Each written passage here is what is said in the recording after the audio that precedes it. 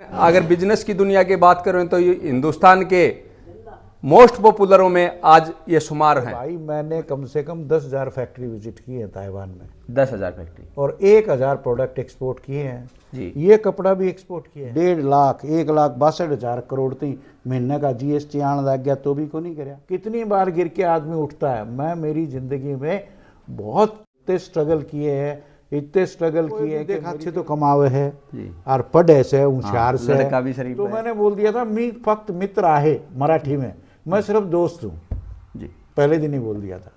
बहुत बढ़िया। तो आज सबकी तो मेरी सारी पोल खुलवा दी इतना इंटरव्यू असली देश न चलाने वाले तो व्यापारी हैं जो टैक्स दे रहे हैं। व्यापार के कानून तो बड़े वाले व्यापारी बनवाओ से, इसका यो कर दे और इसका यो कर दे। रामायण से भी सीखता हूँ, सीरियलों से भी सीखता हूँ। नहीं, बातों में तो आप जाने ही नहीं दोगे किसी को, ये तो निश्चित है, लेकिन जो सवाल अभी भी अधूरा रह गाना के? गया। हाँ, सॉन्ग नहीं बताया। ओ यार अब तो मेरे को ये आता है, ओ मन निकला गड्डी लेके रास्ते में। ये अगर इसे कोई इंटरव्यू को कोई सरकार का आदमी या कोई मंत्री कोई और देखना चाहता है तो आपने खुद एक शिक्षा मिल गई है, आप इस तरह का भी सुधार करके मेरे देश को नंबर 1 बना सकते हो।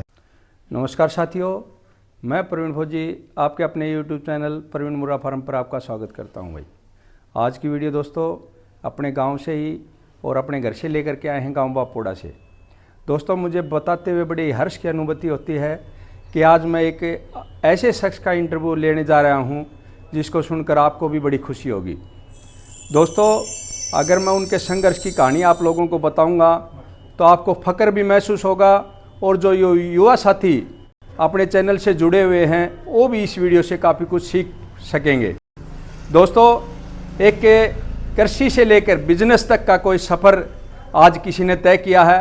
आपने टाटा बिरला और बड़े बड़े नाम अंबानी संबानी बहुत नाम सुने होंगे, लेकिन हमारे जो पवन कौशिक जी हैं जो बाहर में और भारत में नहीं विदेशों में जिनका आज परचम है, मैं आज उस शख्स से आप लोगों को मिलाने जा रहा हूं। मुझे आशा है इस इंटरव्यू से और इस वीडियो से आप देख करके आप भी और जो मेरे शिक्षा क्षेत्र से जुड़े हुए विद्यार्थी भी आज इस क्षेत्र से जुड़ के और जो पवन कौशिक की बातों को सुन करके आप भी ज़रूर प्रेरित होंगे, मुझे आशा है। तो आइए हम सब आप लोगों से मिलाते हैं पवन कौशिक से। नमस्कार जी। नमस्कार भाई, बोल प्रवीण क्या हाल चाल। तो चाचा जी मैं सबसे बड़ी बात बता देता हूँ, वैसे रिलेशन की बात करें तो मेरे चाचा जी हैं, और लेकिन अगर बिजनेस की दुनिया की बात करें तो ये हिंदुस्तान के मोस्ट पॉपुलरों में आज ये शुमार हैं। मैंने वैसे वीडियो में शुरू करने से पहले भी बता दिया है, विदेश से लेके और बाहर तक आज कोई ऐसा शख्स नहीं है बिजनेस की दुनिया में जो पवन कौशिक को न जानता हो। तो चाचा जी आज हम आपके संघर्ष की जो कहानी जानना चाहेंगे, जो आप खेती बाड़ी से लेकर के किसान से लेकर के आज इतने उस लेवल तक पहुँचे हैं, तो आपकी एक एक बात हमारे लिए इम्पोर्टेंट है, युवा साथी उससे काफ़ी कुछ सीख सकते हैं। तो आप शुरुआत बताएं कि कैसे पढ़ाई करी, कैसे खेल किया, कैसे खेती बाड़ी करी। तो जो ये आज सुनते हैं अचंभित में होंगे और यकीन भी नहीं होगा कि आप इस चीज़ से भी निकले हो। भाई निकलिया तो आड़े पैदा होया सूँ, आड़े बड़ा होया सूँ, आड़े स्कूल में गया सूँ, आड़े खेत में गया सूँ। भैंस मैंने चराई है, बैलों के लिए चारा मैंने काटा है, रोज साइकिल पे कॉलेज में गया हूँ। मैं Hindi medium commerce graduate, Bombay पहुँच गया माया नगरी जी। माया नगरी पहुँच गया तो मैं सिर्फ एक ही चीज़ बताऊँगा जो आपको दोस्तों को बतानी है जी। मैं वहाँ पे किसी ने भेज दिया, जा भाई इंटरव्यू दे के आ जी, तेरे लिए नौकरी मिल सकती है। तो मैं गया, सेठ ने पूछा बोला क्या कर सकते हो जी। मैं बोला सब कुछ। बोले क्या आता है? माँ कुछ भी नहीं। बोला फिर कैसे कर सकते हो? माँ जी आपको एक बार बताना पड़ेगा, दोबारा बताने की ज़रूरत नहीं। बोला भाई तनख्वाह के लेगा? माँ जी मन ने मेरी कीमत को नहीं बेरा जी, आप जो दोगे उचित है। 4 महीने तक न तो मेरी तनख्वाह बताई न मुझे फूटी कौड़ी दी। 4 महीने बाद बोला तेरी 500 रुपये तनख्वाह है। माँ जी बहुत बढ़िया जी। बिकॉज उसी दिन मैंने सोच लिया कि पैसा मेरे लिए कोई महत्व की चीज़ नहीं है जी। मुझे व्यापार सीखना है जी। उसी लगन से लगा रहा। फिर मेरे को बम्बई में रहने के लिए कॉलेज में एडमिशन ले लिया, हॉस्टल मिल गया, वहाँ LLB की पढ़ाई की। ऐसे मैंने 5 साल वो एक्सपोर्ट इंपोर्ट का क्या, जो ABCD भी नहीं जानता था, उसने जो जो सिखाया मैंने दोबारा वाकई पूछा ही नहीं जी, और सब सीख गया। देखो दोस्तों, आप इस चीज से पकड़ा होगा बात को कि जो सिखाया वो सीखते गए। अपने खुद की किसी ने ये भी पता नहीं था कि मैं किस लेवल का हूँ, कोई तनख्वाह या निर्धारित करना कि जैसे आज कोई भी सर्विस पे जाता है तो ये सोचता है मैं 20,000 की 25,000 की, वो ऐसे अपना वो बताता है। तो जो उस उम्र में मात्र हो सकती है कि चाचा की 20 साल की एज में कि एक्चुअल में 500 रुपये की शुरुआत करने वाले आज 500 करोड़ तक पहुंचने का जो सफ़र, इसमें एक किसान की क्या होती है, जब खेती बाड़ी को लगता है तो उसी में सीमित हो जाता है। उसकी ज़्यादा से ज़्यादा सोच सर्विस पकड़ने की रहती है, या तो मैं सरकारी सर्विस करूं या मैं खेती बाड़ी करूं, और उस सोच से दब करके वो अपना वही एक लेवल बना देता है। जैसे माँ बाप की कृषि से जुड़े हुए हैं तो कृषि को ही एक कई जो साथी हैं उसी को अपना व्यवसाय बना लेते हैं। लेकिन कृषि क्षेत्र से निकल के ये बताया कि जो पिताजी थे खेती बाड़ी करते थे, हल जोतते थे, उनमें भी हिस्सा लिया, पढ़ाई भी करी, पढ़ाई में अव्वल भी रहे, और फिर जो ये सफ़र जो शुरुआत है ये स्टार्टिंग है, और उसके बाद क्या क्या होता है ये भी आप इस चीज़ में पता करेंगे। भाई उसके बाद किया था, काम सीख गए सारी चीज़ जी, हमने ताइवान ऑफिस खोलना था, सारा ऑफिस में सेलेक्ट करा सबसे बढ़िया कौन आदमी है जो पैसे भी बचा सकता है, कोई ऐप भी नहीं है और जिसको व्यापार का भी नॉलेज है, तो मैं ताइवान चला गया। ताइवान किस एज में गए थे आप?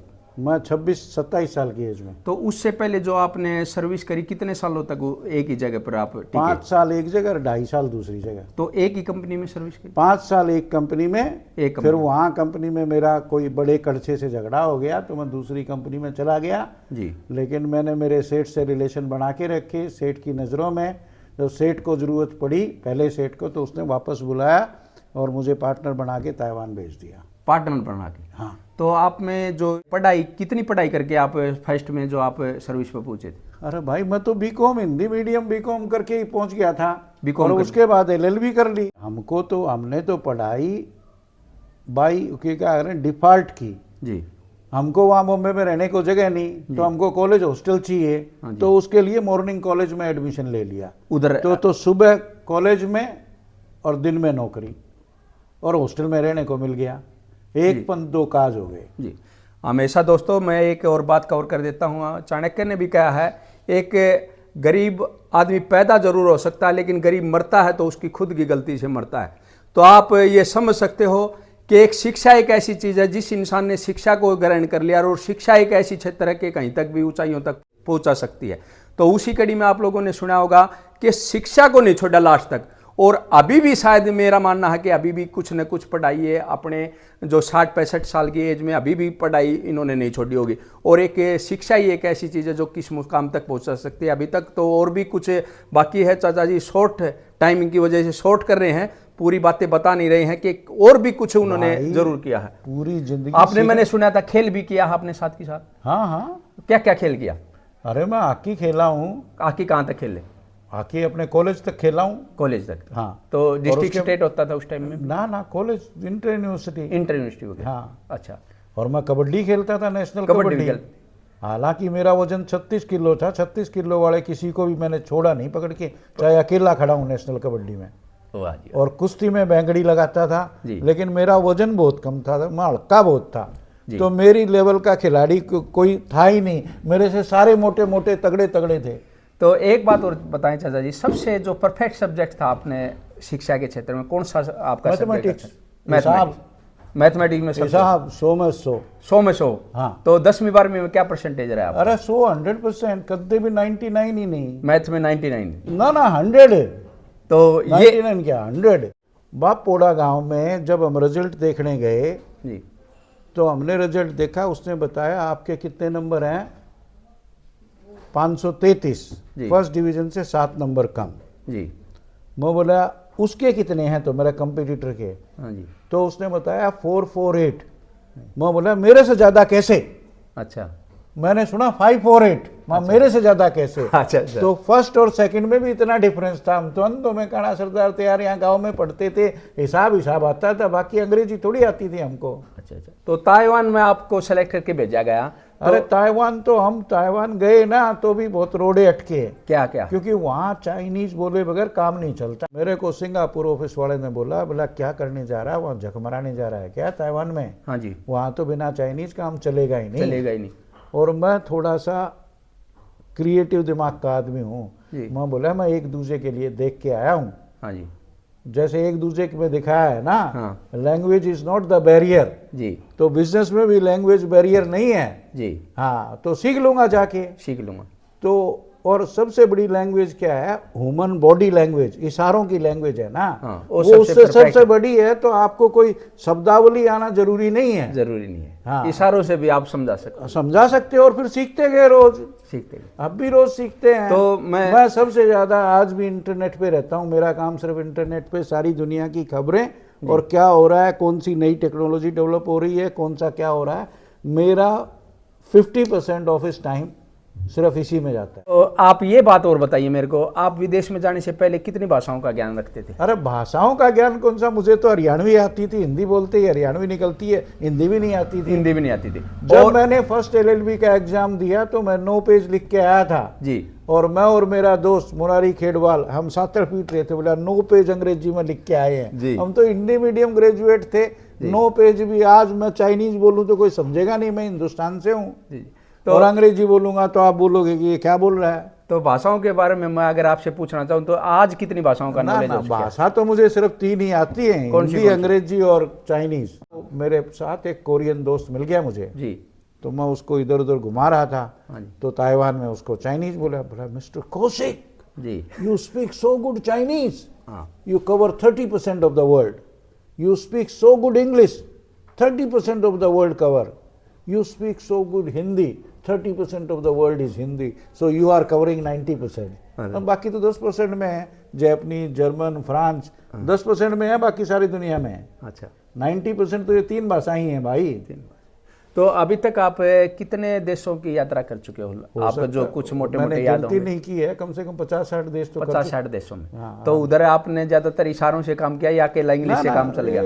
काम सब जगह चल जाता है। ताइवान और चाइना में इशारों से चलता है। अच्छा, तो आप एक पार्टनर बन के उधर ताइवान में शुरुआत करी, तो उसके बाद आपने कंपनी को क्या प्रॉफिट दिया? फिर आपका जो बिजनेस, खुद का बिजनेस भी आपने अकेला खड़ा किया? नहीं, मैं 10 साल उनके साथ था। 10 साल के बाद में वो पार्टनर अलग हो रहे थे तो मैं भी अलग हो गया। आप भी अलग हो गए। तो उसके बाद आपकी स्पीड और भी बढ़ती गई? वो तो भाई वो तो ऊपर वाला देता है, स्पीड बढ़ाने वाला घटाने वाला हम नहीं। हमारे हाथ में सिर्फ 2 चीजें हैं जी, अपना कर्म और अपनी सोच जी। रिजल्ट की हम कभी चिंता ही नहीं करते। तो आपने शुरुआत कहाँ से करी बिजनेस की अपने, जब पार्टनर अलग अलग हुए तो क्या क्या किस चीज का मेन काम किया आपने? अरे भाई मैंने कम से कम 10,000 फैक्ट्री विजिट की है ताइवान में। 10,000 फैक्ट्री और 1,000 प्रोडक्ट एक्सपोर्ट किए हैं जी। ये कपड़ा भी एक्सपोर्ट किया है, ये कपड़ा भी, ये टाइल भी एक्सपोर्ट किए हैं जी। थर्मस साइकिल के पार्ट, स्पोक से लेकर के पेडल से सेडल तक, हैंडल तक सारे एक्सपोर्ट किए हैं जी। मोटरसाइकिल के सारे पार्ट एक्सपोर्ट किए हैं। कंप्यूटर के CPU से लेकर के, मदरबोर्ड से लेकर के, आईओ कार्ड से लेकर के, मॉनिटर, कीबोर्ड, माउस सब एक्सपोर्ट किए हैं जी। पेट्रोकेमिकल में सारे प्लास्टिक, 20 तरह के प्लास्टिक होते हैं, यहाँ तो सिर्फ प्लास्टिक बोलते हो जी, वो 20 तरह के एक्सपोर्ट किए हैं। और 50 तरह की टेक्सटाइल होती है वो सारी एक्सपोर्ट की है। वो सीखता गया, करते गए। तो मैं जहाँ तक जानता हूँ कि इंडिया का कोई ऐसा शहर नहीं होगा जहाँ पर आपका बिजनेस ना हो, तो ये सही है या गलत? हाँ, इंडिया में बड़े बड़े शहरों में तो ऑफिस है ही। तो विदेशों में कितने देशों में? विदेशों में भाई हम माल खरीद के बेचते हैं, अभी बना के बेच रहे हैं। तो अभी तो इंडिया में बना के बेच रहे हैं, तो बेचने में जोर आता है, खरीदने में जोर नहीं आता। खरीदने में ऑफिस खोलने की जरूरत नहीं, अभी खोल रहे हैं। ताइवान में ही ऑफिस है खाली, ताइवान में और इंडिया में।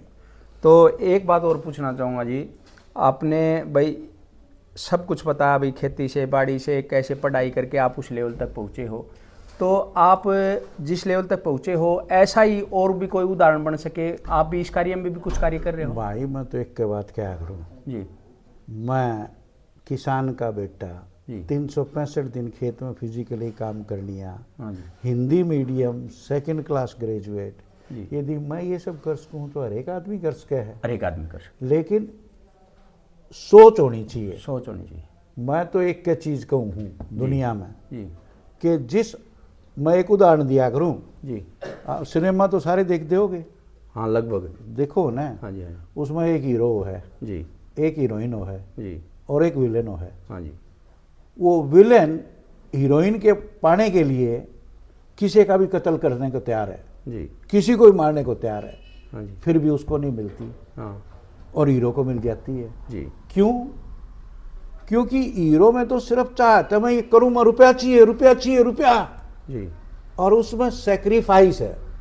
जो आदमी त्याग करना सीख ले उसको सब अपने आप मिलता है। त्याग करना तो मैंने जिंदगी में वो सीखा है, गम खाना सीखा है, नुकसान करना सीखा है।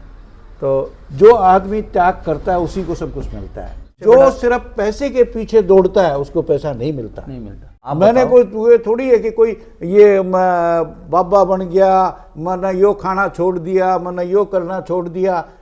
त्याग भाई बर्तन बनने घसे हैं, त्याग जमीन पे मैं सोया हूँ, रात ने 12 बजे मैं फैक्ट्री में जाके काम करवाया है, कंटेनर लोड करवाए हैं। त्याग और किसने बोला करें? त्याग कदे नुकसान हो गया कोई चीज में तो हो गया तो हो गया। और हम एक दिन ताइवान जवां थे, वहाँ देख भाई इतना पिसारे भी भूखे चाल पड़े जी, क्योंकि उड़े जाना जरूरी है जी, उसको इम्पोर्टेंस दी है। और नुकसान फायदा तो बिजनेस का, ये रिजल्ट मेरे हाथ में नहीं है। मैं श्री कृष्ण का कभी आज तक कोई मंदिर नहीं गया हूँ, कभी चांट नहीं किया है, कभी और कुछ नहीं किया है, लेकिन मैं अपने आप को श्री कृष्ण का भीष्म पिता में से बड़ा भक्त मानता हूँ, क्योंकि मैं सिर्फ कर्म में विश्वास रखता हूँ जी।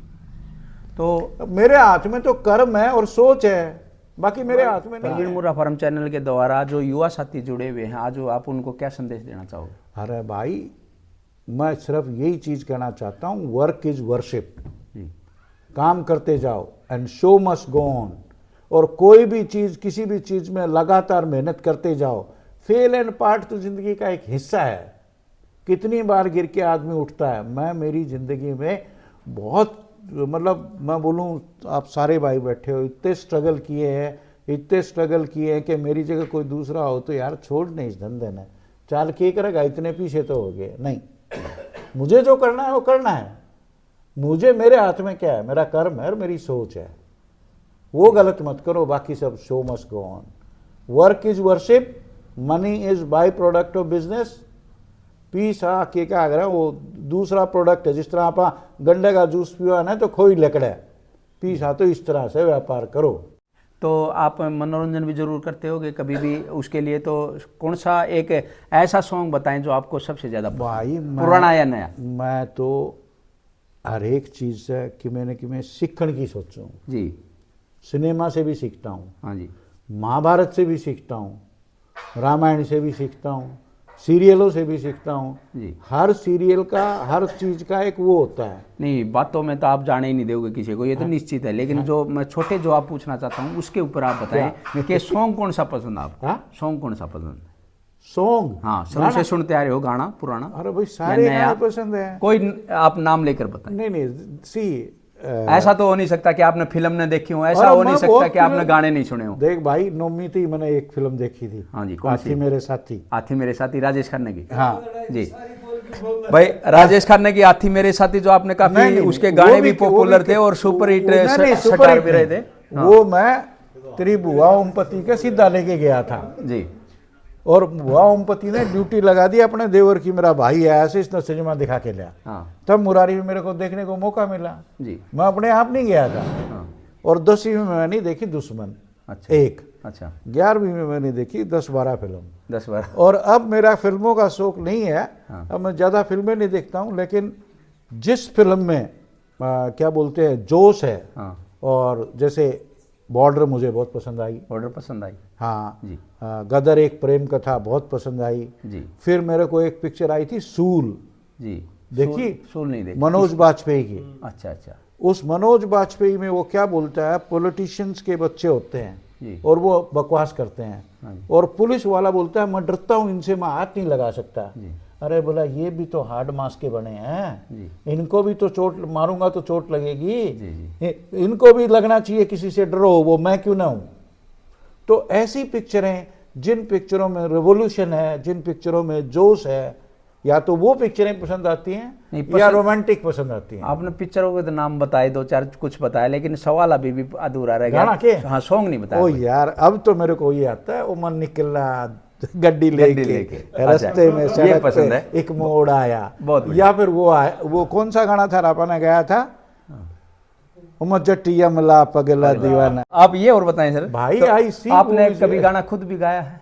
नहीं, गाना मुझे नहीं आता, बाथरूम मैं में आई गा एम लेते? Bathroom singer. बाथरूम में गा लेते? हाँ, ठीक है। मैं तो मोटिवेशनल लेक्चर देना जानता हूँ और मोटिवेट करना जानता हूँ जी। कोई आदमी बोले ना ये काम नहीं होगा, जी, आई डोंट लाइक दैट, मुझे वो पसंद नहीं है। अरे आपने काम का अटेम्प्ट करने से पहले ही हथियार डाल दिए तो आप युद्ध कैसे जीतोगे? आपने हथियार पहले ही डाल दिए, ये नहीं होगा। मैं इतना पॉजिटिव हूँ, मैं तेरे को बताऊँ, अभी तो खैर टाइम पे फ्लाइट चलने लग गई। मैं एक बॉम्बे से दिल्ली आ रहा था घर पे यहाँ जी, और एयर इंडिया की फ़्लाइट थी और मेरा फ्लाइट टाइम हाईवे पे ही हो लिया था, फिर भी मैं एयरपोर्ट जा रहा हूँ, मुझे ज़रूर मिलेगी। और वो फ्लाइट 2 घंटा लेट थी और मैं उसी फ्लाइट पे आया। तो बिकॉज वो where there is a will there is a way, आपका स्पिरिट, ऐसा नहीं बोल रहा हूँ मैं, ये प्रेरित नहीं कर सबके साथ, आज मुझे टाइम पे ही जाना पड़ता है, बट ऐसा नहीं पहले ही ये सोच लेना चाहिए ये नहीं होगा। दोस्तों ये बताने का मकसद ये नहीं है कि आप लेट जाओ और हमेशा लेट पकड़ सकते हो और आपको हाँ, ट्रेन, no, definitely बताने not. का मतलब ये है कि नहीं, आपको कॉन्फिडेंस होना चाहिए कि मुझे विश्वास है कि एयर इंडिया लेट चलती थी और सरकारी चीजें लेट ही चलती थी। आदमी उम्मीद किससे करता है और क्या करता है? जो उसका पुराना व्यवहार है ना, पास्ट व्यवहार, उससे उम्मीद करता है जी। वो उसका पहले क्या काम करता था, पहले क्या, जैसे मैं रोज प्रवीण को बोलता हूँ और प्रवीण क्या हाल चाल से है, और एक दिन बिना नूके गुजर गया तो बोला चाचा कि मैं बोलिया कौन है कि ये बात से, क्योंकि प्रवीण एक्सपेक्ट हुआ, उम्मीद बन गई, उम्मीद बन गई और मैं उम्मीद से, उस उम्मीद से मिलना चाहिए मुझे। तो वह एयर इंडिया रोज लेट जाया करती, मेरी उम्मीद थी कि आज भी लेट पाओगी तो लेट पूछ जाएगा, कोई बात को नहीं। तो वो उम्मीद उसके एक्ट से बनी, एयर इंडिया के एक्ट से बनी, वो लेट ही चलती है सरकारी। तो जी आपका सेकंडों का टाइम भी कीमती है, मैं आपको ज्यादा टाइम नहीं दूंगा। एक कोई बात बात और को नहीं, आज तेरे बताएं, को रहा। आपने शादी किस एज में की? भाई मेरी सगाई आई थी मस्जिद 21-22 साल का था, तो मैंने मेरा पूते कह दी मैं तो मैंने घर कौन लिया, मैं कौन ब्याह कराऊँ। अच्छा। फिर मैंने मुंबई में घर ले लिया, घर में रहने लग गए, 2 साल हो गए, पूरा जम गया। मैंने 27 साल की उम्र में ब्याह कराया था। 27 साल की आपने एज में शादी करी, तो उस टाइम में अरे करी को नहीं कर, क्या नहीं करती भाई, परफेक्ट ना कोई नहीं, वो क्या अगर कोई वो को नहीं करी, परफेक्ट बिजनेसमैन बन गए थे उस टाइम पे? ना परफेक्ट तो आदमी आज भी को नहीं, परफेक्ट कदे नहीं बता दी मैं तेने। हाँ जी, बंबई में भी घनी है, मतलब घने पीछे पड़ रहे थे भाई ब्याह कर लिया, हाँ। क्यों हम LLB में पढ़िया कर दे, नौकरी कराया करता, जी। तो वो तो मैरिज ब्यूरो से है, हाँ जी। तो कोई भी देखा अच्छे तो कमावे है जी। और पढ़े से होशियार से, लड़का भी शरीफ है। और मैं CR था कोल बंबई में जी, क्लास का CR था, CR। सेकंड LLB का जी। लेकिन मैंने एक चीज सोच रखी थी, ब्याह करूंगा हरियाणा में। क्यों करूंगा, उसका भी एक रीजन था। अब भाई मैं चिन्हन से ही ब्याह कर कईयान कर रखा है, वह रात ने कि मैं और खाओगी और तुम उड़े बैठा रही है, अपना कल्चर जड़े मिले हैं उड़े तो करांगे, ये तो जिंदगी साथ निभाना है, जहाँ कल्चर मिलता है वहीं तो करेंगे। मेरी सोच ये थी पहले दिन से ही, तो मैंने बोल दिया था मी फक्त मित्र आहे मराठी में, मैं सिर्फ दोस्त हूँ जी, पहले दिन ही बोल दिया था। बहुत बढ़िया।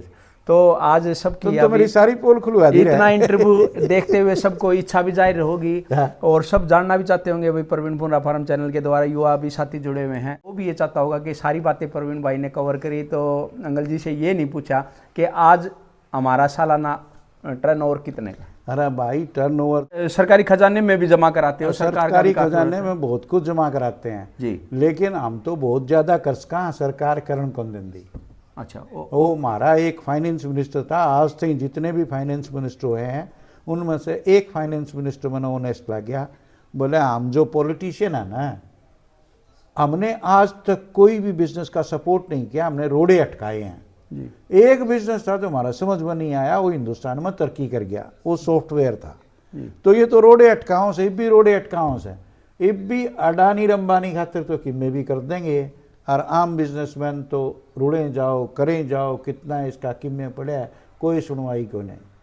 तो एक बात और बताएं जी, अगर कल किसी वास्ते आप राजनीतिक में आ जाते हो, हाँ, और आप राजनीतिक में आके कोई पद मिल जाता है, हाँ, तो आप किस तरह का सुधार करना चाहोगे हिंदुस्तान में? मैं तो भाई जो अपने टैक्स लॉ है ना, टैक्स के कानून, जी, मैं तो सिर्फ यहाँ एक अंबानी अडानी नहीं बने, यहाँ हर आदमी अंबानी अडानी बने, हर आदमी इतना रिच हो और इतना काम कर सके, जो हेल्दी है, जो मेहनत कर रहा है उसको फल मिलना चाहिए, और जो आराम के खावे खाली टैक्स कानूना के बोला इस पर एंटी डंपिंग लगा दो, इसको बैन कर दो, ये मेरे को दे दो, ये मेरे को, ये कोई पैसे की कमाई थोड़ी है, ये तो लूट है जी। जो लोग पैसे की कमाई करें वो सिस्टम लाना चाहता हूं, और सिस्टम से ही देश आगे बढ़ेगा। मैं उन आदमियों से नहीं हूं, नोटबंदी तो कर दी जी, और नोटबंदी के बाद में भाषण दे से बोला भाई थारे सेठ ने थारा खाता में जमा कराए हो न, तो थारा सेठ ने ना दियो मेरे को फोन कर देना।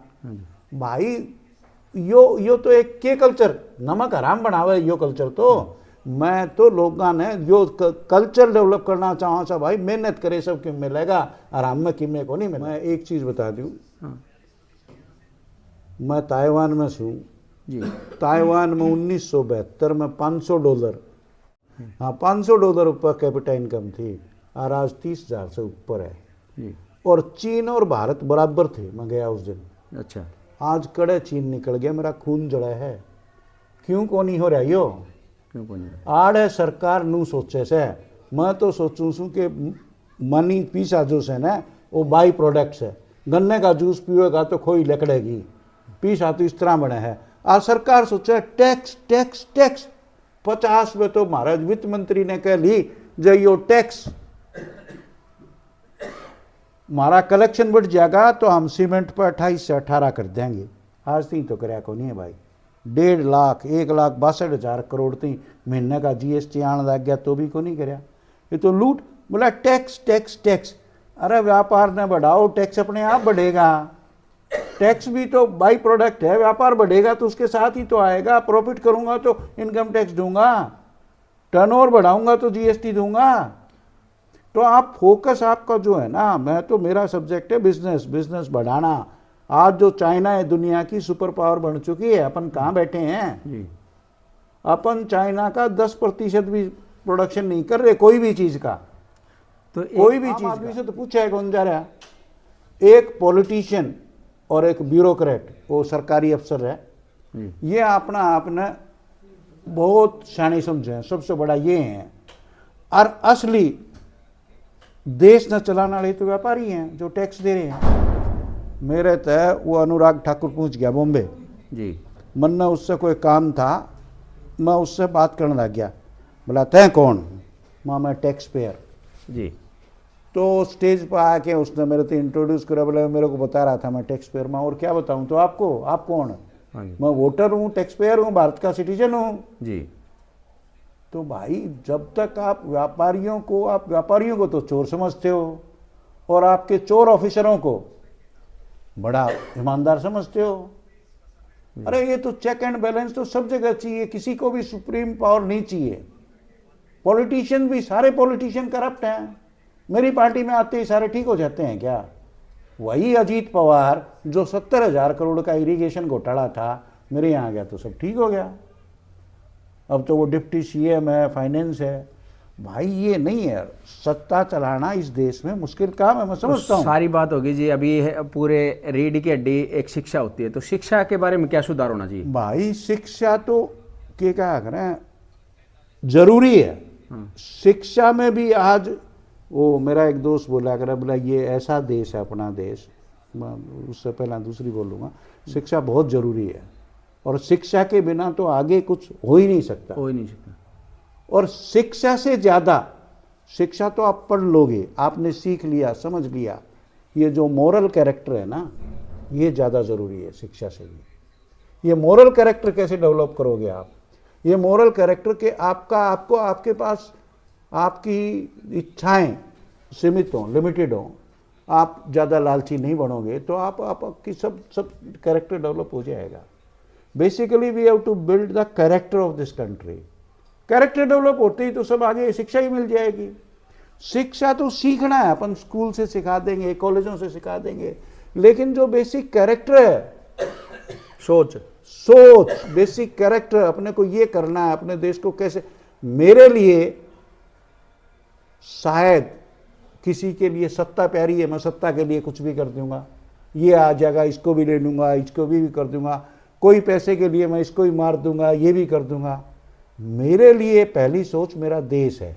जी जी, देखो वो सबसे जरूरी है। आपने युवा साथियों, अभी ज़्यादा लंबा नहीं खींचेंगे, आपने सबसे जो निचोड़ है बात का यही है कि सबकी, जो पूरे भारत के नागरिकों की यही सोच होनी चाहिए कि मेरे देश को कैसे आगे बढ़ाना है। अगर देश आगे बढ़ेगा तो किसान भी आगे बढ़ेगा, किसान आगे बढ़ेगा, विद्यार्थी भी आगे बढ़ेगा, शिक्षा के साथ साथ फिर खेल भी आगे बढ़ेंगे। यानी कि जो भी सोच रखनी है देश को आगे बढ़ाने की रखें। जैसे जो तिरंगे को ऊपर ले जाने की सोचेगा वो पूरा देश अपने आप ही, यानी कि एक ही चीज सोचनी है कि हमारे तिरंगे को ऊपर ले जाना है, खुद की सोच मत रखो कि मेरे को ऊपर चढ़ना है। मैं यह बात बीच में डिस्टर्ब करना चाहूँगा, हमने 5 साल राशन फ्री होनी चाहिए। हाँ, हमने तो एजुकेशन दो और हमने इस लायक बनाओ हम कमा के खा लें, और इतनी फैक्ट्री लगाने दो बिजनेसमैन, हमने फैक्ट्री कौन लगाने देंगे बोल। तने कोनी बेरा इस बात का, मैं तेने बता दूं, मेरे छाछ से जिस पर मैं 3 मेगावाट पावर लगा सकूँ सोलार की, सरकार के कौन लगा सकता, क्यों कौन लगा सकता, बोले एक लगा सके बस। तो भाई हमने सिर्फ बोलने की आज़ादी है, व्यापार करने की आज़ादी को नहीं। व्यापार के कानून तो बड़े वाले व्यापारी बनवाओ से, इसका यो कर दो और इसका यो कर दो और इसमें मेरा फायदा है, इसमें मेरा फायदा है। जब ये सारे फायदे, किसी का फायदा किसी का नुकसान, हमने कोई तो फायदा नहीं चाहिए। सरकार से हमारे पास कितना ही टैक्स लो, लेकिन कानून साफ सुथरे हों। इवन कैसे बेटा, सीमेंट पे तो 28% टैक्स है, जीएसटी।